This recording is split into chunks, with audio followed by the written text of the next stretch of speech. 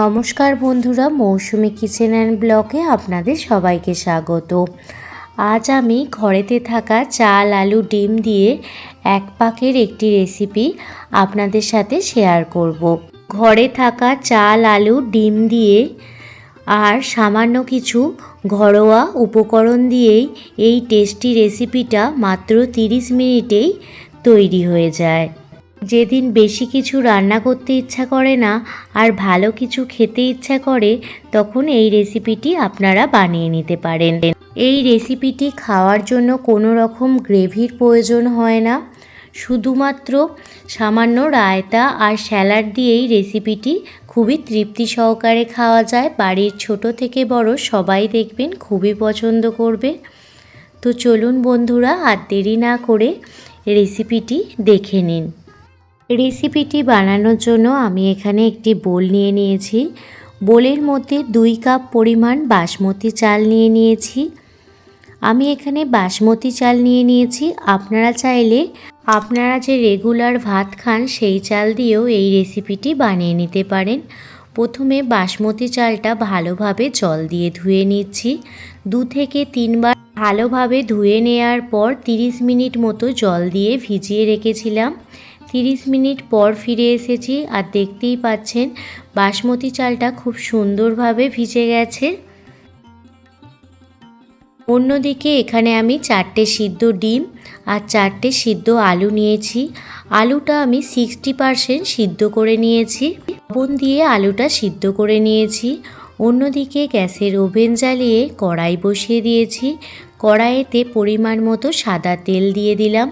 সাদা তেল দিয়ে দেওয়ার পর 1 চামচ লবণ দিয়ে দিলাম। লবণটা তেলেতে ভালোভাবে মিশিয়ে নিচ্ছি। লবণ ভালোভাবে তেলের মধ্যে মিশিয়ে নেওয়ার পর 4টে ডিম ভেজে নিচ্ছি। ডিমের গায়েতে সামান্য কাট করে নিচ্ছি যাতে ডিমগুলো ভাজার সময় না ফাটে। দেখুন ডিমগুলো ভাজা হয়ে গেছে। এবার এক এক করে ডিম একটি পাত্রে উঠিয়ে নিচ্ছি। ডিমগুলো ভেজে একটি পাত্রে উঠিয়ে নিলাম। এবার ওই তেলের মধ্যে 3টে মিডিয়াম সাইজের পেঁয়াজ কুচিয়ে নিয়েছিলাম আর সেই পেঁয়াজগুলো দিয়ে দিলাম। গ্যাসের ফ্লেম লো টু মিডিয়ামে রেখে পেঁয়াজগুলো ভেজে নিতে হবে। পেঁয়াজগুলো ভাজতে ভাজতে এর মধ্যে দিয়ে দিচ্ছি দারুচিনি, লবঙ্গ, এলাচ, গোলমরিচ, জয়িত্রী আর 2টো শুকনো লঙ্কা। আপনারা আপনাদের পরিমাণ মতো গরম মশলাটা দিয়ে দেবেন, তবে এখানে একটু গরম মশলার পরিমাণটা বেশি দিতে হবে। গরম মশলা দিয়ে দেওয়ার পর এর মধ্যে দিয়ে দিচ্ছি 2টো তেজপাতা। গরম মশলাগুলো পেঁয়াজের সাথে ভালোভাবে ভেজে নিচ্ছি। 1 থেকে 2 মিনিট পেঁয়াজ ভাজা হয়ে গেলে এর মধ্যে 1 চামচ রসুন কুচি দিয়ে দিলাম। এখানে রসুনটা আমি হামালদিস্তাতে থেতো করে দিয়েছি। আপনারা চাইলে 1 চামচ রসুনের পেস্টও দিয়ে দিতে পারেন। আর সাথে দিয়ে দিচ্ছি 1 চামচ পরিমাণ আদা কাঁচা লঙ্কা বাটা। এবার এর মধ্যে দিয়ে দিচ্ছি 50 গ্রাম মটরশুঁটি। আপনারা আপনাদের পরিমাণ মতো মটরশুঁটিটা দিয়ে দেবেন। যদি হাতের কাছে মটরশুঁটি থাকে তবেই দেবেন, আর যদি না থাকে নাও দিতে পারেন, তাতে কোনো সমস্যা নেই। এবার সমস্ত মশলা ভালোভাবে কষিয়ে নেব। মশলা কষাতে কষাতে কিছু ড্রাই মশলা দিয়ে দিচ্ছি। 1 চামচ পরিমাণ কাশ্মীরি লাল লঙ্কার গুঁড়ো দিয়ে দিলাম। সাথে দিয়ে দিলাম 1 চামচ ধনিয়া গুঁড়ো। আর এবার দিয়ে দিচ্ছি 1 চামচ পরিমাণ বিরিয়ানির মশলা। আপনাদের কাছে বিরিয়ানির মশলা না থাকলে নাও দিতে পারেন, তবে বাচ্চারা বিরিয়ানির গন্ধটা পেলে খেতে ভীষণই ভালোবাসে, সেই জন্য আমি এখানে 1 চামচ বিরিয়ানির মশলা দিয়ে দিলাম। দেখুন 2টো মিডিয়াম সাইজের টমেটো দিয়ে দিলাম, আর সাথে যে আলুগুলো 60% সিদ্ধ করে রেখেছিলাম সেই আলুগুলো দিয়ে দিলাম। আজকের রান্নাটির মধ্যে আমি কোনো রকম হলুদ গুঁড়োর ব্যবহার করিনি। এবার সমস্ত মশলা ভালোভাবে কষিয়ে নেব। 3 থেকে 4 মিনিট মশলাগুলো কষিয়ে নেওয়ার পর বাসমতি রাইসটি 30 মিনিট ভিজিয়ে রেখেছিলাম, সেই বাসমতি রাইসটি দিয়ে দিলাম কড়াইয়ের মধ্যে। এবার চালের সঙ্গে সমস্ত কিছু ভালোভাবে মিশিয়ে নিচ্ছি। একদম আলতো হাতে আলুর সাথে এবং মশলার সাথে চালটা মিশিয়ে নিচ্ছি।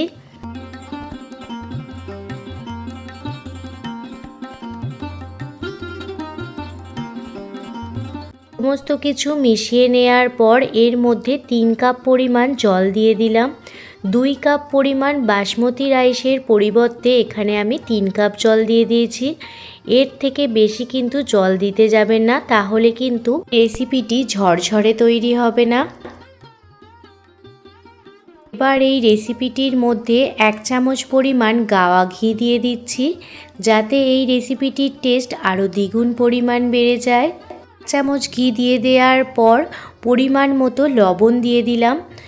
প্রথমে আমি সেই তেলের মধ্যেই 1 চামচ লবণ দিয়েছিলাম, এবার এখন স্বাদ মতো লবণ দিয়ে দিলাম। আর স্বাদ ব্যালেন্সের জন্য সামান্য পরিমাণ চিনি দিয়ে দিলাম। বাসমতি চাল সিদ্ধ হতে বেশি সময় লাগে না, সেই জন্য আলুটা অবশ্যই আগে থেকে 60% সিদ্ধ করে নেবেন। এবার ঢাকনা চাপা দিয়ে প্রথমে 5 মিনিট মতো ঢেকে রেখে দেব। 5 মিনিট পর ফিরে এসেছি আর আপনাদের দেখাচ্ছি, দেখুন চাল কিন্তু অনেকটাই সিদ্ধ হয়ে গেছে। এবার এর মধ্যে ভেজে রাখা ডিমগুলো দিয়ে দিচ্ছি। আগে থেকে ডিম দিতে যাবেন না, তাহলে ডিমগুলো ওভারকুক হয়ে যাবে। ডিম দিয়ে দেওয়ার পর আবারও ঢাকনা চাপা দিয়ে 5 মিনিট মতো ঢেকে রেখে দেব। চাল, আলু, ডিম দিয়ে এই এক পাকের রেসিপিটি আপনারা লাঞ্চে কিংবা ডিনারে কিংবা টিফিন বক্সেও এটি দিতে পারেন। সবাই কিন্তু খুব তৃপ্তি সহকারে খেয়ে নেবে। আর আপনাদের দেখাচ্ছি, দেখুন আলুগুলো অনেকটাই সিদ্ধ হয়ে গেছে, তবে আলুগুলো আরও কিছুটা পরিমাণ সিদ্ধ হবে আর চালটাও আরও কিছুটা পরিমাণ সিদ্ধ হবে। আমি একটু উল্টে পাল্টে নিয়ে নিচ্ছি। নিয়ে নেওয়ার পর আবারও 2 মিনিট মতো ঢেকে রেখে দেব। দেখুন চালটা কিন্তু এখনও পুরোপুরি সিদ্ধ হয়নি।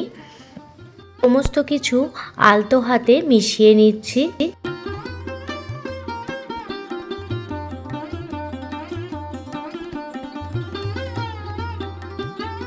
সমস্ত কিছু আলতো হাতে মিশিয়ে নেওয়ার পর আবারও 2 মিনিট মতো ঢেকে রেখে দেব, যাতে খুব সুন্দরভাবে সমস্ত কিছু সিদ্ধ হয়ে যায়।